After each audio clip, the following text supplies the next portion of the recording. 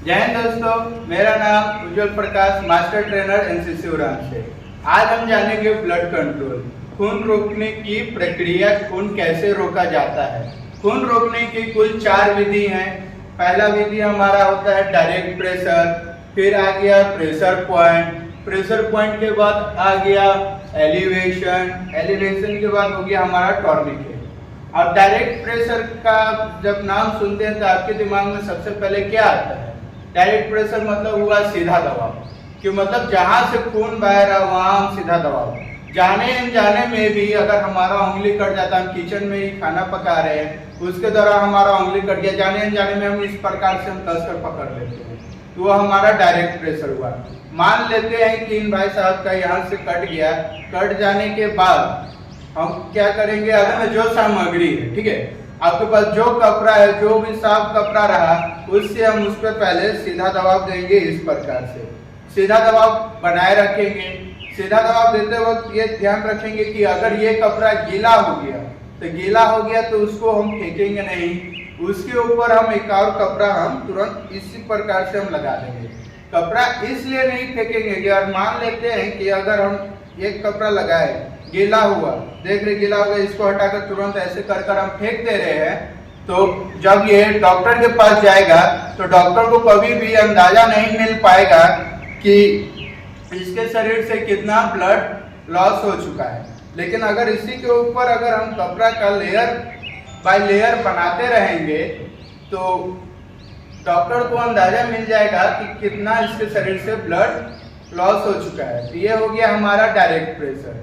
Direct pressure के बाद आगे मैंने क्या बताया था आपको? Pressure point. अब प्रेशर पॉइंट को आप इस प्रकार से समझिए, आपका ये जो दोनों हाथ कहने का मतलब है कि बीच में यहाँ ज्वाइंट होता है। ज्वाइंट होता है तो ठीक, आप सभी ने यहाँ पे करंट महसूस किया होगा, जो एक झटके में इस कोहनी के पास लग जाता है। तो ठीक जहाँ पे वो करंट लगता है उससे हल्का सा पीछे जाइए, हल्का सा मतलब 1 इंच से भी थोड़ा सा पीछे जाकर नीचे की तरफ आप यहाँ पे दबाव रखिए। अब यहाँ दबाव दे रहे तो इसका मतलब ये नहीं कि यहाँ का दबाव हम छोड़ दें। यहाँ पे भी अब जैसे बड़े स्केल पे अगर ब्लीडिंग हो गया, मतलब बहुत ज्यादा हद तक कट लग गया, सीधा दबाव से नहीं रुक रहा है, तब हम यहाँ का प्रेशर पॉइंट करेंगे।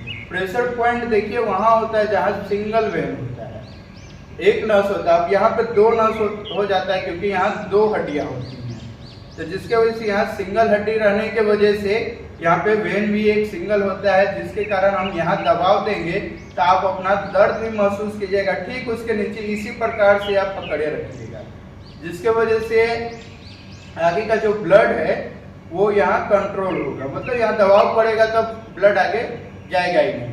ये हो गया हमारा प्रेशर पॉइंट। थर्ड वन में हमारा क्या था? तीसरा एलिवेशन आप समझिए, जब जिधर से भी ब्लीडिंग हो रहा है, जहां से भी कट लग गया, उसको अपने हृदय लेवल से ऊपर रखेंगे। हृदय लेवल से ऊपर क्यों रखेंगे? हृदय हमारा मोटर के भांति काम करता है। आप देखे नगर निगम का चाहे खेत में आपने पानी पटाया होगा तो एक मोटर आपने देखा होगा जो सिर्फ पानी फेंकता है। उसी प्रकार से हमारा जो हृदय है वो खून का थक्का को फेंकता है, पूरा सर्कुलेट करता है। तो जब हम अगर मान लेते हैं कि घर का भी कोई बोरिंग आपने देखा ही होगा, तो टंकी भरने में ज्यादा समय लगता है कि खाली होने में?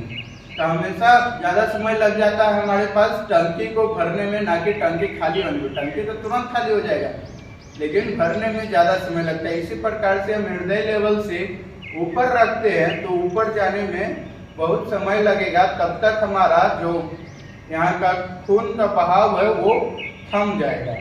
ये हो गया हमारा एलिवेशन। आपने 3 विधि जान लिया। आगे हम बढ़ते हैं टॉर्निकेट। टॉर्निकेट से पहले हम जान लेते हैं कि टॉर्निकेट हम कब देना है। टॉर्निकेट होता क्या है?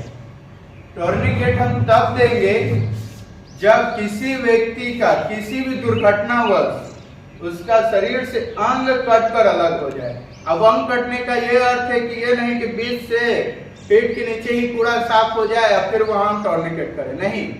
अंग कट के अलग होने का मेरा तात्पर्य है कि सिंगल बोन हमारे शरीर में 2 जगह है। एक हो गया हमारा आर्म बोन जो बाजू में होता है, दूसरा हो गया थाई बोन जो ठेवने के ऊपर होता है। तो हमारा ये जो बोन सिंगल हड्डी हो गया, उसके बाद से कहीं से भी कट लग गया, या चाहे एक ही उंगली क्यों ना कट जाए, ठीक है। तो जो हमारा सिंगल हड्डी है, आप कोई भी कपड़ा ले लीजिए, रस्सी मिल रहा है रस्सी ले लेंगे, कुछ भी घरेलू सामग्री। ये जो ही नहीं है कि मेरे पास बैंडेज नहीं है तो हमसे नहीं होगा, ऐसा कुछ नहीं है। आपके पास जो है, मेरे पास देखिए एक सिंपल सा एक कपड़ा है। आपने टेंट वाले के पास भी ऐसा कपड़ा देखा होगा जो बांस को एक दूसरे से बांधता है।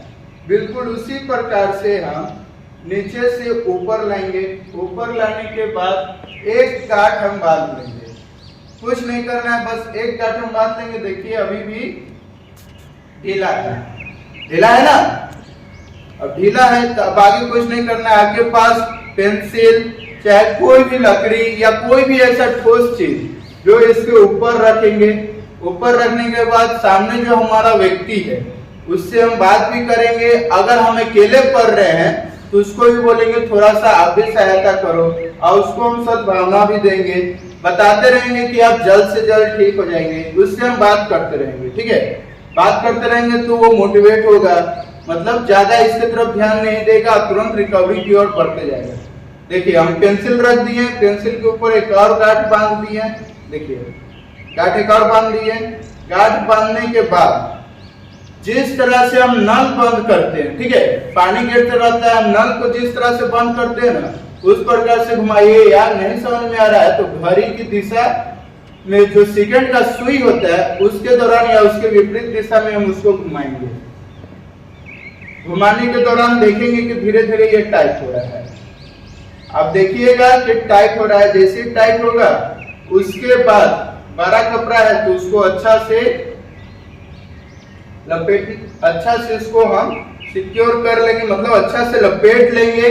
लपेटने के बाद एक गांठ लगा देंगे। अब गांठ जो लगाएंगे तो ये ध्यान देंगे गांठ ऐसा लगाना है जो आसानी से खुल सके, ना कि ऐसा लगा दीजिएगा कि वो खुल ही ना पाए।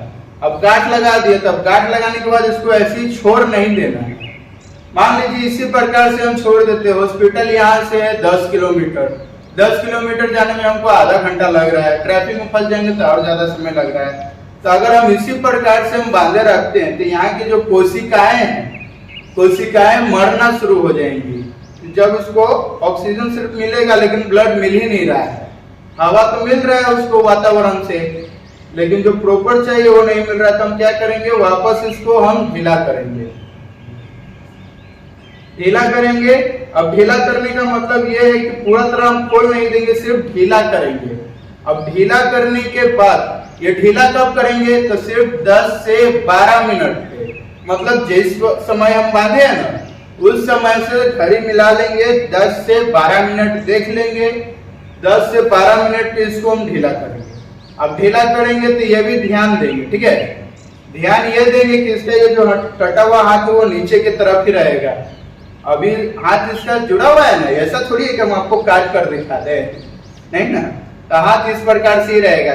तो हम ध्यान देंगे कि जो कटा हुआ एरिया का जो अंग है जहां से कोशिकाएं मरना शुरू होंगी, जैसे हम ढीला करेंगे 10 से 12 सेकंड के लिए, तो घड़ी मिला के आप खुद से भी काउंटिंग कर लेंगे। 1 2 3 4 5 इस प्रकार से हम 12 सेकंड तक काउंट कर लेंगे। देखेंगे कि वहां पे हल्का सा भी चिपचिपा हो रहा है कि नहीं हो रहा है। अगर नहीं भी हो रहा है तो थोड़ा देर और रुक जाएंगे।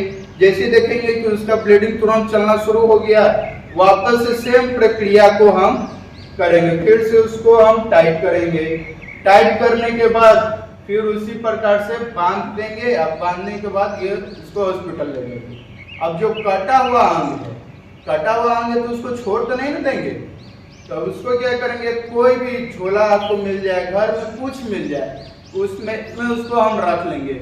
रखने के पश्चात कोई भी ठंडा वस्तु, फ्रिज होगा, फ्रिज आपके घर में है तो बर्फ ले लेंगे, बर्फ को उसके साथ रख देंगे, ठीक है। अगर वो भी नहीं है तो बाहर जाकर कोई भी ठंडा से ठंडा पानी का बोतल ले लेंगे, ठीक है।